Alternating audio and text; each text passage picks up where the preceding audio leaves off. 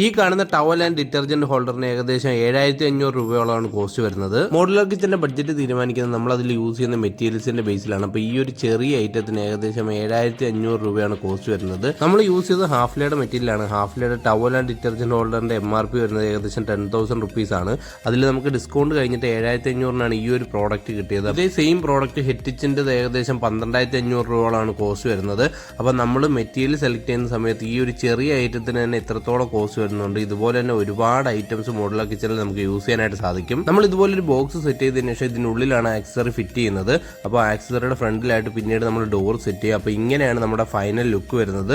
അപ്പോൾ ഈ ഒരു ആക്സസറിയുടെ കോസ്റ്റ് മാത്രമാണ് നമ്മൾ പറഞ്ഞത് 7,500 റുപ്പീസ്. പിന്നീട് നമുക്ക് ഈ ഒരു ബോക്സിന്റെ അതുപോലെ തന്നെ ഡോറിന്റെയും പിന്നെ പണിക്കൂലിയും എല്ലാം വരും. അപ്പോൾ അത് ടോട്ടൽ വർക്കിനകത്ത് ഇൻക്ലൂഡഡ് ആവും. മോഡുലാർ കിച്ചണിൽ നമുക്ക് ഇതുപോലെ ഒരുപാട് ആക്സസറീസ് യൂസ് ചെയ്യാനായിട്ട് സാധിക്കും. അപ്പോൾ ഇതൊരു യൂസ്ഫുൾ ആയിട്ടുള്ള ആക്സസറി ആയതുകൊണ്ടാണ് നമ്മളത് യൂസ് ചെയ്തത്. അപ്പോൾ ഇതുപോലെ മോഡുലാർ കിച്ചണിൽ യൂസ് ചെയ്യാൻ പറ്റുന്ന യൂസ്ഫുൾ ആക്സസറീസ് ഏതൊക്കെയാണെന്നൊന്ന് കമന്റ് ചെയ്തോളൂ. ഹർഷത്തിന്റെ പുതിയൊരു അപ്ഡേറ്റ് ആയിട്ട് വരുന്നവരെ bye from tales of Harsham.